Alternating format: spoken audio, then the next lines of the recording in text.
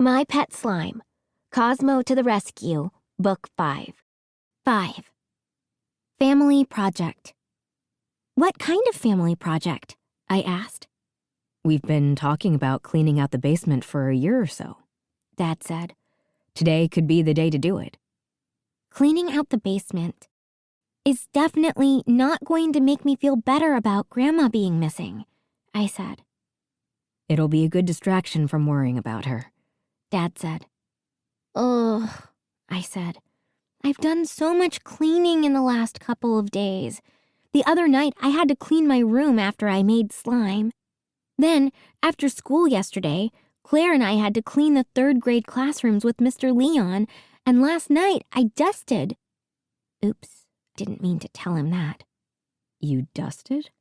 Dad asked. I saw a little dust and I wiped it up. That's all, I said. I'm sure there's tons of dust in the basement, Dad said. Let's go.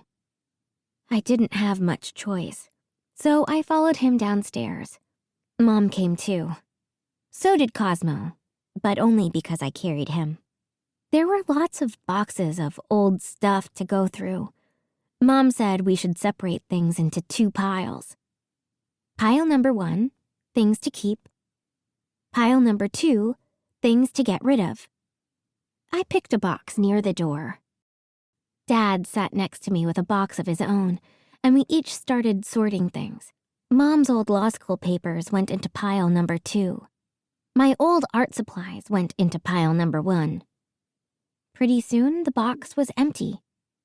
I was about to set it aside and start on my second box when I had a thought. If I decorated this empty box, I could make it into something for Cosmo. Just like dogs get to have dog houses, Cosmo could have a place of his own. Good thing I had my old art supplies down there because I was able to get to work right away. I thought about what I should draw. What would make Cosmo feel at home?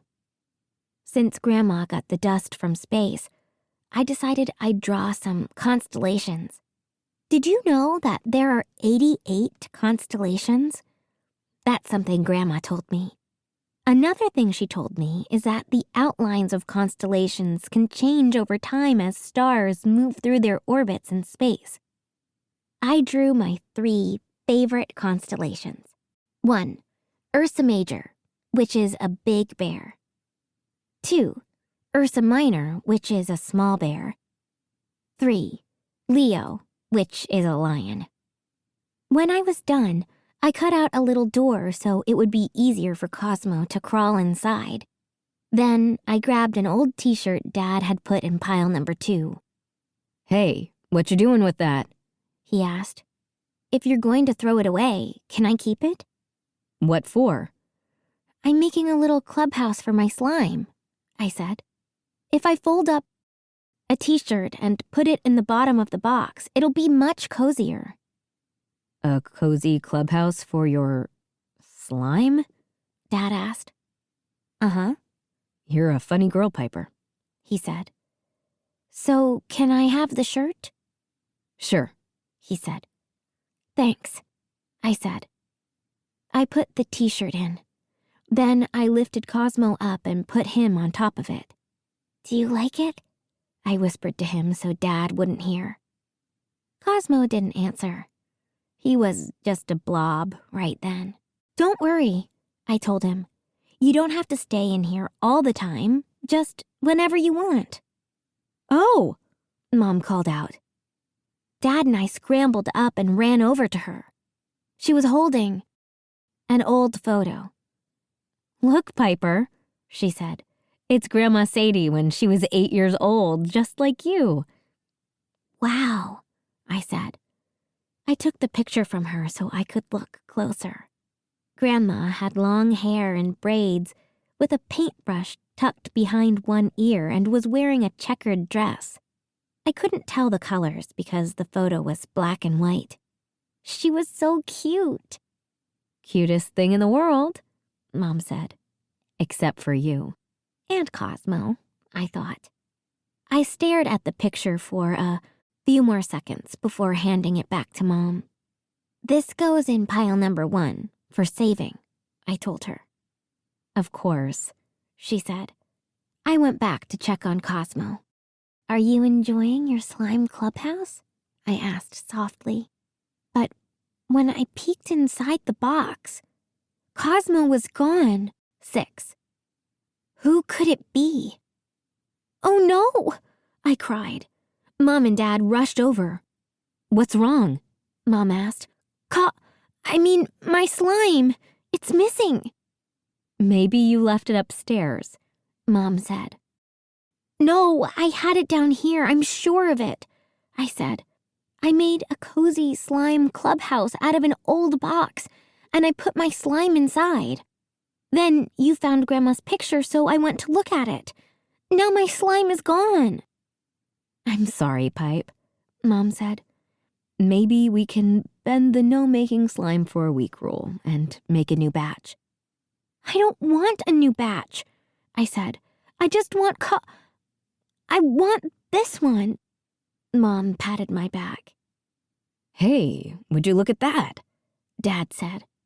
And he pointed to the space in between the slats of the basement stairs. Isn't that your slime down there? Oh, yes, it is. Cosmo. There was barely enough room for me to stick my arm through the slats. Cosmo must have had to smush himself down pretty flat to get down there. Flat as a pancake, practically. But I guess slime can do that kind of thing. When I pulled him back up, he didn't look much like the slime pet I'd made. I hoped he'd be okay when he turned alive again. I tried to round him out a bit. Then the doorbell rang. Are you expecting anyone? Dad asked. Mom and I shook our heads. I don't want to get my hopes up thinking it could be. Mom's voice trailed off. Who? I asked. Who could it be? Maybe Grandma, Dad said. Or maybe Mala, I thought. The 3 of us raced up the stairs. I had Cosmo the flattened blob in my arms. We're coming, I shouted, and I opened the door. 7. 2 visitors. It wasn't Grandma on the other side of the door, and it wasn't Mala either. It was Claire. Oh, hi, I said. It's you. Most people are happy when I come over, Claire said. But you don't seem happy at all. I am happy, I told her. I just thought you might be someone else, that's all. What are you doing here? We're friends now, she said, so I came to play with you. And YKW. Huh? She glanced at my parents, then lowered her voice. You know who? She said. Oh, she meant Cosmo. I rang the doorbell at least 5 times, Claire went on. I saw your parents' cars in the driveway, so I knew you were home. What took you so long? We were cleaning the basement, I said. We didn't hear the doorbell down there. I guess. You guess what? Claire asked. I shook my head. I couldn't answer her with Mom and Dad right there, but I'd figured something out. When Dad and I had gone to the back of the basement to see the picture Mom had found, I'd left Cosmo by himself near the stairs.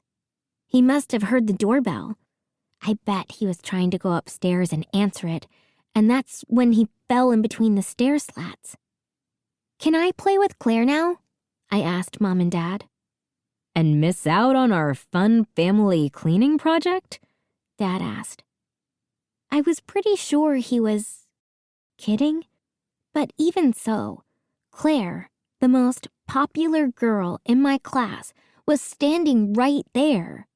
Why did he have to make such silly jokes in front of her? Mom, can I? I asked. Sure you can, she said. Let's play outside, Claire said. I want to show you the twisty trick I can do on my scooter. Stay near the house, Dad said. We will, I promised. As soon as the front door closed and Mom and Dad were out of sight, Cosmo turned alive again. I felt his body getting softer in my arms. I mean, slime is already soft. But there's the softness of regular blob slime and the softness of alive slime. I don't know exactly how to explain the difference, but it's probably like holding a real live kitten instead of a stuffed animal kitten. His shape started to go back to normal. His body rounded out and he blinked his eyes open. "I'm so glad you're okay," I told him. "Can I hold him?" Claire asked. I didn't want to let go of him just yet. But it's hard to say no to Claire. Okay. I handed Cosmo over and Claire squeezed him close. "Oh, you're so cute. You're so cute." Cosmo gurgled at her. He seemed really happy. I knew I should be happy that he was happy, but I felt, well, if you want to know the truth, I felt jealous.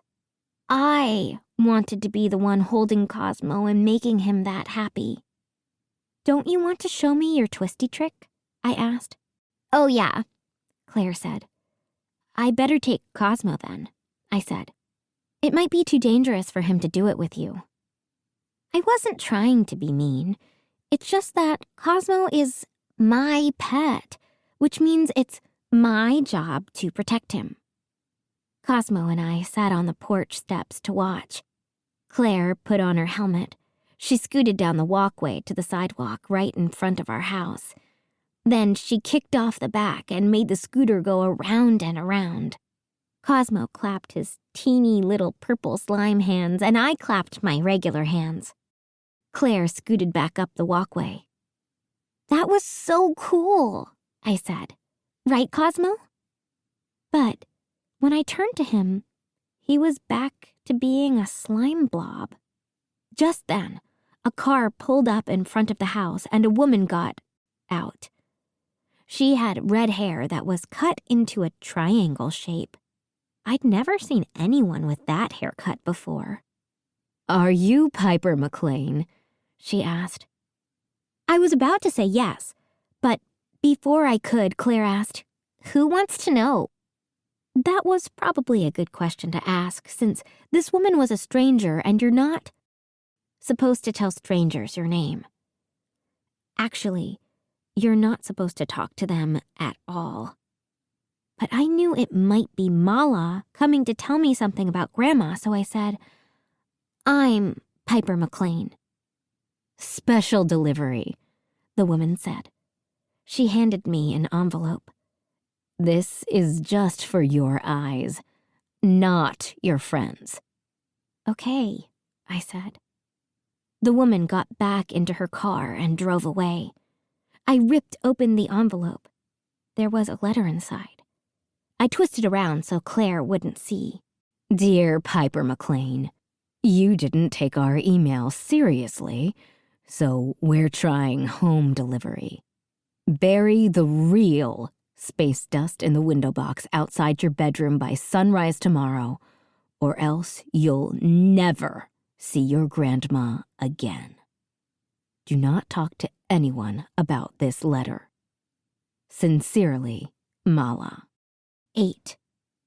How to not tell a secret. "What does the letter say?" Claire asked. "I can't tell you," I said. "It's a secret." "You didn't even know the woman who gave it to you," Claire said. "How can you have a secret with her?" "The letter says not to talk to anyone about it," I said. "That makes it a secret." Claire folded her arms across her chest. "You should still tell me, even if it is a secret, because I'm good at keeping them. I haven't told anyone about Cosmo." "This is an even bigger secret," I said. "Someone's life is at stake." Claire's eyes widened. "Whose life?" "I can't tell you." "Ugh, I knew you were going to say that," she said. "But what?" if you tell me without actually telling me. How could I do that? I asked. We could play charades. I don't know what that is, I said. It's a game where one person acts out something and the other person tries to guess what they're saying, Claire explained. It'd take too long, and I don't have a lot of time. I have things I have to do right now. What things? That was the problem. I didn't know what I could do to get Grandma back, besides give up Cosmo, which I didn't want to do. I just couldn't. So I needed some time to think about other options that would keep everybody safe. You should go home now, I told Claire. I picked up Cosmo and moved toward the front door. Wait, Claire called out. Whatever it is that you don't want to say, you could write it down. No, Claire cut me off. The letter said not to talk to anyone about it, she said. Writing is not the same thing as talking. Well, that's true, I said. Get some paper and a pen right now, Claire said. I'll write it in the dirt, I said. That way I can scratch out the words as soon as you're done reading them. It'll be like an email that disappears. What kind of email just disappears? Claire asked. It's not important, I said. I need to find a good scratching stick. We hunted around the front yard. Cosmo helped too. Here's one, Claire said. She hovered over my shoulder as I wrote. Someone named Mala kidnapped my grandma. Seeing that sentence written out made it seem even scarier. My heart started to pound. Poor Grandma Sadie, kidnapped. Claire read it out loud. Someone named Mala kidnapped my grandma. Shh, I said, and I scratched out the words until they disappeared. That's weird, Claire said. Actually, it's horrible, I said. Horrible, but mostly weird. Why? I asked. Because Mala is the name of the company where my Uncle Ricky works. 9. Hop on. Mala is the name of your Uncle Ricky's company? I asked. Well, it's not his company, Claire said. He doesn't own it. He just works there. He's a scientist. And it's spelled that same way? I asked. Capital M, lowercase a, capital L, and lowercase a? Yep, Claire said. It's an abbreviation, short for Magna Labs. Everyone who works there calls it Mala. Cosmo, do you know what this means? I asked. Cosmo shook his head. OMG, Claire said. He shook his head. That's amazing. Don't you think that's amazing? Yes, I agreed. But the thing that matters most is saving my grandma. No offense, Cosmo. Cosmo did not look offended. He gurgled, which I think meant, that's okay. Do you know the address for Mala? I asked Claire. 321 Quantum Road, she said. I heard my dad talking about what a weird place it is, and the address got stuck in my head. Okay, let's go. Hang on, Claire said. Why don't we just call my uncle? She pulled a cell phone out of her pocket. My eyes almost bugged out of my head. You have a cell phone? I asked, feeling jealous of Claire all over again. My mom said 8 years old is too young to get one, I said. Well, I'm 8.5, Claire said. And Uncle Ricky's number is saved in here. She pressed a button and held the phone to her ear. No, I shouted. Hang up right now. Okay, Claire said, and she pressed a button on the screen. But why? Your uncle might be the one who kidnapped my grandma. Uncle Ricky would never kidnap anyone, Claire said. take that back right now. I put the hand that wasn't holding Cosmo on my hip. I can't take it back without seeing for myself, I said. We don't even know for sure that it's the right place, Claire said. There could be lots of companies with the name Mala. Or it could be a person. You thought it was a person at first, didn't you?